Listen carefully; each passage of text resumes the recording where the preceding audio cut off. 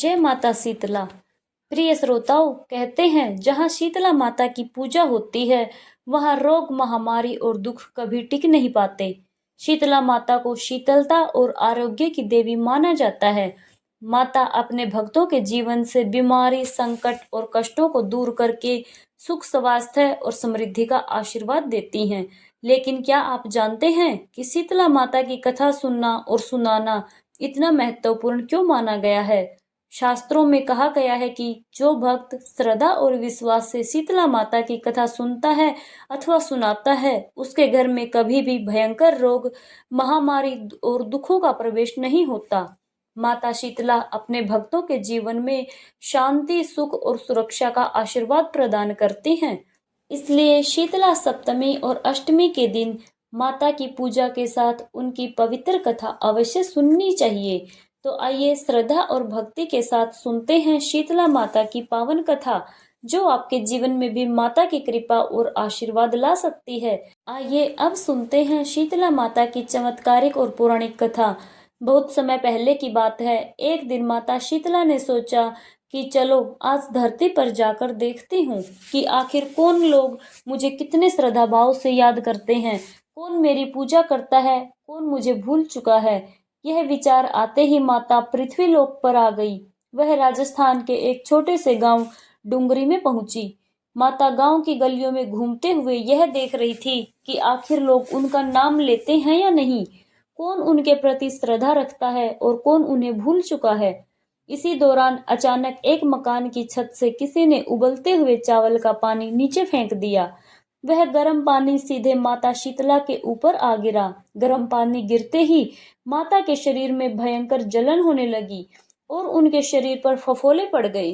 दर्द से कराहती हुई माता गांव में इधर उधर घूमने लगी और लोगों से कहने लगी, अरे मेरा शरीर जल गया, मुझे बहुत दर्द हो रहा है, कोई मेरी मदद करो। लेकिन आश्चर्य की बात तो यह थी कि गांव में किसी ने भी उनकी सहायता नहीं की। गांव के किनारे एक गरीब कुम्हारिन बैठी हुई थी।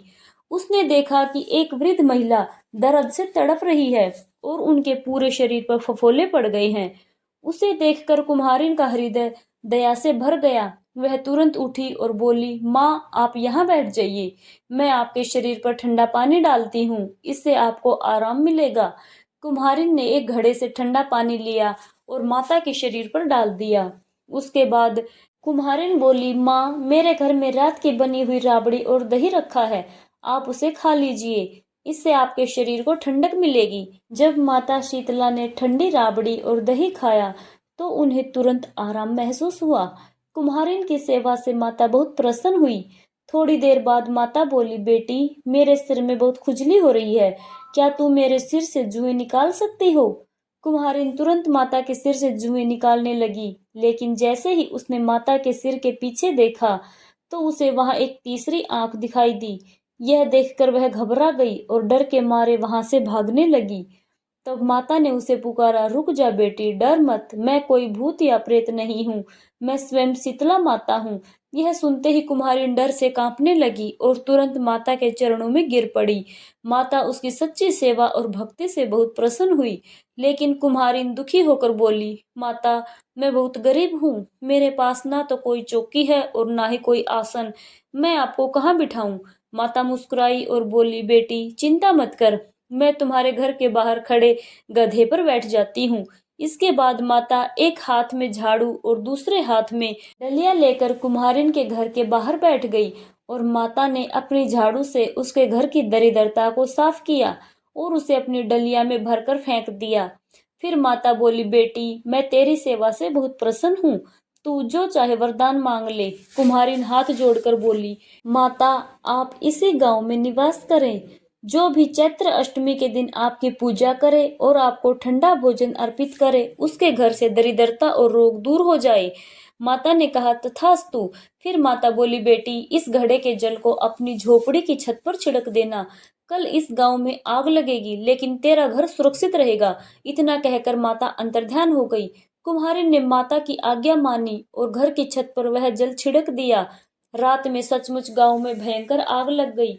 पूरा गांव जल गया, लेकिन कुम्हारिन की छोटी सी झोपड़ी बिल्कुल सुरक्षित रही। अगले दिन गांव के राजा ने कुम्हारिन को बुलवाया और पूछा, सारे गांव में आग लग गई, लेकिन तुम्हारा घर कैसे बचा?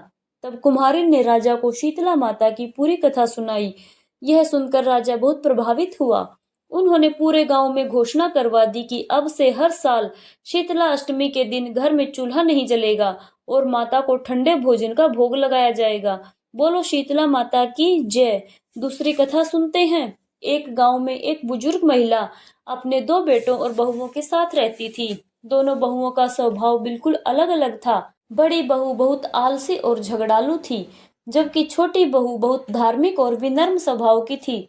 शीतला सप्तमी का दिन आया। सास ने छोटी बहू से कहा, बहू, शीतला माता के भोग के लिए भोजन तैयार कर लो। छोटी बहू रसोई में भोजन बनाने लगी। इसी दौरान उसका बच्चा रोने लगा। वह बच्चे को दूध पिलाने लगी और उसी दौरान उसे नींद आ गई। जल्दबाजी में वह चूल्हे की आग बुझाना भूल गई। उसी समय शीतला माता पृथ्वी पर आई। जब माता उस घर में पहुंची तो जलती हुई आग देखकर उसे बुझाने के लिए झुकने लगी, लेकिन इससे उनका शरीर फिर से जल गया। दर्द से क्रोधित होकर माता ने छोटी बहू को श्राप दे दिया, जैसे मेरा शरीर जला है वैसे ही तेरी संतान भी जल जाएगी। जब बहू की नींद खुली तो उसने देखा कि उसका बच्चा जलकर मृत पड़ा है। वह रोती हुई अपनी सास के पास गई। सास ने कहा, यह शीतला माता का प्रकोप है, उनसे क्षमा मांगो। छोटी बहू अपने बच्चे को टोकरी में रखकर माता की खोज में निकल पड़ी। रास्ते में उसके साथ कई घटनाएं हुई और अंत में उसे एक बूढ़ी महिला मिली जो सिर खुजा रही थी। छोटी बहू ने प्रेम से उसका सिर खुजाया, तभी उसका बच्चा जीवित हो गया। तब उसे समझ में आया कि वह बूढ़ी महिला स्वयं शीतला माता थी। माता ने उसे आशीर्वाद दिया, तेरा जीवन सुख और समृद्धि से भरा रहेगा। तो यह थी शीतला माता की कहानी। बोलिए शीतला माता की जय। इस कथा से हमें यह सीख मिलती है कि दूसरों की सेवा करनी चाहिए, दया भाव रखना चाहिए और श्रद्धा से देवी देवताओं की पूजा भी करनी चाहिए।